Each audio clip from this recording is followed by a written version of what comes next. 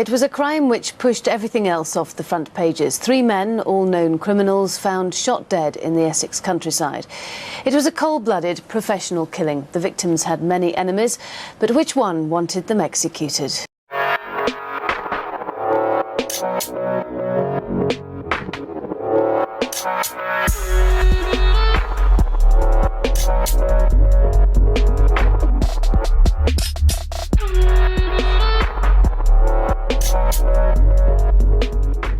And welcome to a new series on the Essex Boys case. In this new upcoming series, we're going to be taking a fresh look at the evidence, and I'm going to try and piece together exactly what took place on December the 6th, 1995. In this video, we're going to be using the summing up in court documents where the judge goes over the case in its entirety, and I'm going to be interjecting in places, offering my own thoughts and theories. So firstly, let's start with the discovery of the bodies of Patrick Tate, Tony Tucker and Craig Rolfe. I will start with the finding of the bodies in the Range Rover. You will remember the first 2 witnesses, Kenneth Jiggins and Peter Theobald. Kenneth Jiggins has been a close friend of the farmer who runs White House Farm Peter Theobald for 25 years. He helps in the pheasant shoot and the duck shoot. Workhouse Lane at the time had a single metal gate across the track which leads to the fields, the pond, the wood and further onto the farm. The gate was normally locked in the shooting season, which was from mid-July to the end of February, in order to deter poachers. On the 6th of December 1995, Mr. Jiggins went at around 4 in the afternoon to feed the pheasants and the ducks, but he only fed the ducks as it was too late for the pheasants. He drove back through the gateway and locked the gate at around 5 p.m. He thought the snow had just stopped and there was no other vehicle on the route. Okay, so already a few points worthy of discussion here. Now, the gate, which basically trapped Tucker, Tate and Rolfe in position down Workhouse Lane, meaning they had very little chance of escape, this gate would normally be locked between the months of July to February. The gate was last used at 5 p.m. on the evening of December the 6th. Now, what's quite interesting about this is the fact that Darren Nichols, the supposed getaway driver, he claims that the gate was in fact supposed to have been open on the evening of December the 6th, or at least Steele and Wombs were anticipating it being open. But that to me doesn't actually serve much of a purpose. If this gate was in fact open, and they're driven through into the open farmland, where exactly would Jack Wombs have been waiting in order to spring the ambush? Now, the version put forward by Darren Nichols is that when Steele and Wombs returned to the vehicle and they were making their escape, there was some conversation in the car where Steele turned to Wombs and said, "I thought we'd blown it. When I'd got down the lane and realised that the gate was locked, I didn't know where you were. So I got out of the back of the vehicle and then all of a sudden Jack approached from nearby bushes." But as I say, what would really be the point in driving them through the open gate into open farmland? It would be almost impossible to actually lay in wait somewhere and just hope that the Range Rover would end up at that spot. To me, as I say, it doesn't make any logical sense in terms of pre-planning this murder.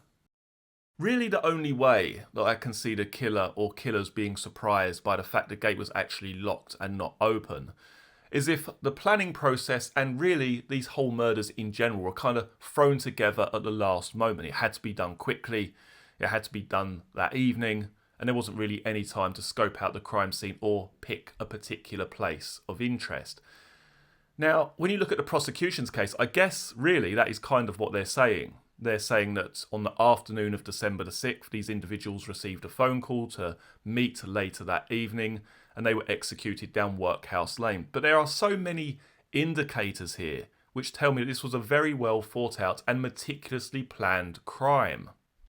Now, many people will say, well, Jack Wombs' phone was picked up in the area of Rettendon the day before the murders or the days leading up to the murders.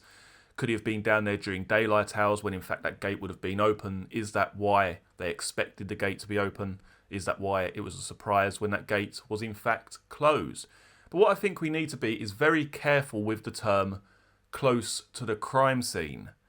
Many people have looked into this case and they get kind of hung up on this telephone evidence, which is actually, to be perfectly honest, incredibly vague. It's not like today when you can basically pinpoint someone's location with their phone within a few feet of where they're actually standing.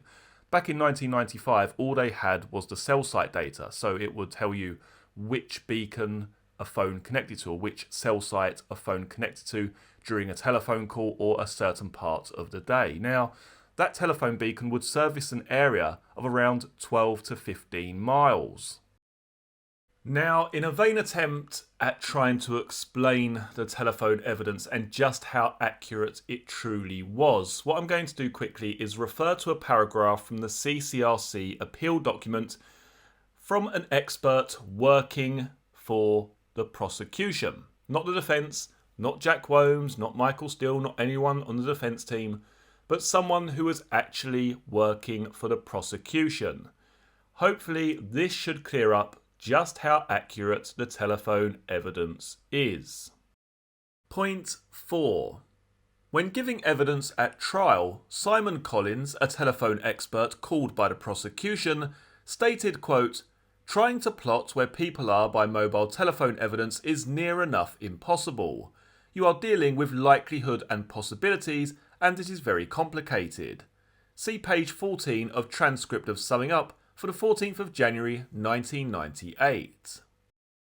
So basically, if Jack Womes made a telephone call or used his telephone at a certain time of day on December the 5th and it connected to the beacon which we will call X, yes, he may well have been in Rettendon. He may also have been up to 10 to 15 miles away when making that telephone call. So the evidence is incredibly circumstantial and, as I say, very, very vague. On the other side of the coin, however, if you wish to believe Darren Nichols' evidence, Darren Nichols' version of events in combination with the telephone evidence, then you could say to yourself, yes, I believe the word of Darren Nichols. Everything that he says ties up. These individuals must have been there because it matches up with the phone records. Darren Nichols is saying that they would be here at a certain time. That matches with the cell site data. It depends which side of the fence that you sit on. Are you a believer of Darren Nichols' version of events, the supposed getaway driver on the evening of December the 6th? Or do you believe he was covering his back, or there was some kind of cover-up involved with Darren Nichols himself? Darren Nichols and the police officers who were interviewing him. It ultimately depends who you wish to believe. Another point worthy of mention when talking about White House Farm and the location is, did Tucker, Tate or Rolfe know of that location prior to their murders? Now, it was discussed in court and put forward by the prosecution that Michael Steele, on the night of the murders, was directing these three individuals to the lane in question, i.e. Michael Steele needed to be there with them to guide them to White House Farm and down Workhouse Lane. But did they have prior knowledge of this location? Now, this idea that Michael Steele had to guide these individuals down to Workhouse Lane is also reflected in the police statement from Donna Jaggers. Donna Jaggers being the then long-term girlfriend of the driver of that Range Rover, Craig Rolfe. It's in her statement that she claims that Craig told her on the afternoon of December the 6th that they were going to meet Michael Steele and they were going to be shown where a plane was going to be landing. They were going to be guided to some lane or shown where some airstrip was where a plane would be incoming. Now, the reason that I believe at least one of these individuals knew of White House Farm and potentially even Workhouse Lane is due to the statement given by the farmer's brother, William Theobald.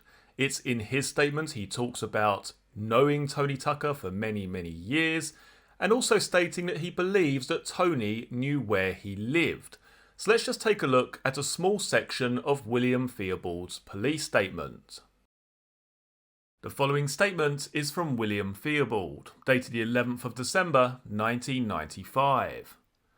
I am married and have 2 children aged 30 and 23 years. I own half of the land at White House Farm and the bungalow called Rowins, which is adjacent to the farm on the main A130 main road Rettendon. There's approximately 11.5 acres of land attached to Rowan's property.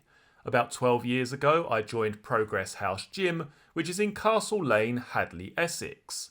I use this gym for the purposes of bodybuilding. During this time, I met another user of the gym called Tony Tucker.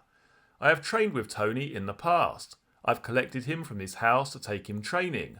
I would say in those days I regarded Tony as a friend. When I knew Tony, he was a carpenter living with his wife and I believe 2 children in Rayleigh, Essex. I am also aware that Tony worked for Nigel Benn the boxer and was controlling doormen for various clubs. At one time he had a shop in Romford selling bodybuilding equipment. He either owned this shop or was the manager. I remember whenever Nigel Benn was boxing, Tony would lead him into the boxing ring. Tony left his wife and drifted away onto other things. I have heard that he became involved in the drug scene, although I have never had any personal contact with drugs or ever seen Tony with them. I haven't seen Tony for about 10 years to actually speak to, although about 5 years ago I did pass him on the road in Hadley. We acknowledged one another and then went on our way. I believe Tony was driving a convertible XJS Jaguar. I'm still a member of the Progress Gym. I go at least once a week, but I've never seen Tony training. Since those early years, I cannot recall Tony ever visiting my home address or the farm. I've lived here for 30 years, but I'm sure he knew where I lived. Another friend who I've trained with in the past is a Paul Wheatley. Paul was friendly with Tony Tucker. I was Paul's best man at his wedding. Paul has visited my home on many occasions and I would have assumed that he would have told Tony where I lived. I am also aware of a person called Pat Tate. I may have unknowingly met Tate at the gym, but I have friends on Canvey Island who had their car stolen by this man. So with this statement alone, it at least opens up the possibility that Tony Tucker knew of White House Farm and knew of Workhouse Lane. So why would we have Michael Steele meeting Tucker, Tate and Rolfe at the pub, him jumping out of his Hilux and climbing into the back of the Range Rover, for that very purpose of showing these individuals somewhere that Tony Tucker already knew existed? I think what's also interesting and what could potentially tie into this is the phone call from the Sorrel Horse Inn to Tony Tucker's mobile. Now this has been alleged to have been the call which sets up the meeting for later that evening, and this phone call was, as I say, made at the Sorrel Horse Inn. One of the more interesting points surrounding the murder of Tucker, Tate and Rolfe is the idea that Pat Tate was the catalyst. He was the motive behind these murders. It was him really who was the prime target in this triple killing. Yet, if Tony Tucker did in fact have knowledge of White House Farm, then it would make sense that it would be he himself who received that call at 14:29 to arrange the meeting for later that night.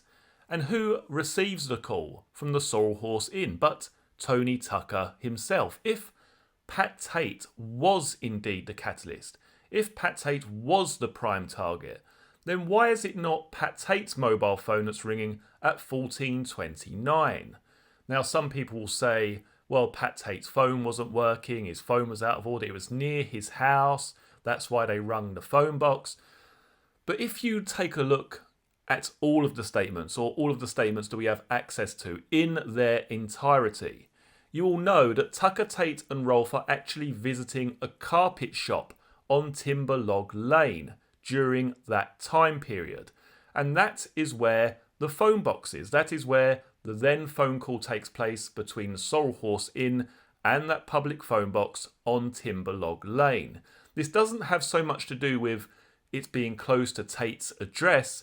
It's just the fact that they were literally there to pay off Tucker's carpet bill.